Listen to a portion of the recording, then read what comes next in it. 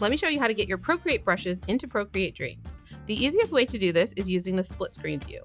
So I'm going to go down here and pull up my dock from the bottom.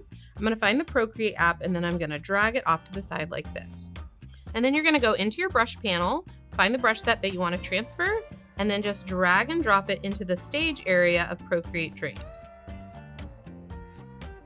And now if I go into draw and paint mode, which is this icon here, I can go into my brush library and I have my brush set down here at the bottom.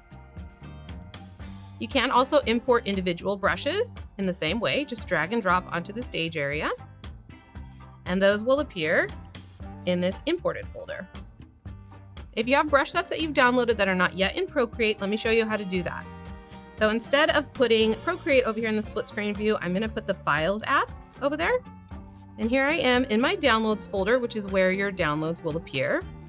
And here I have my gouache paint box and I can just drag and drop that over into Procreate Dreams. And now you can use your favorite brushes in Procreate Dreams.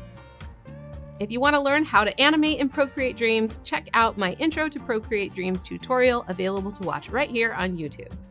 Happy animating!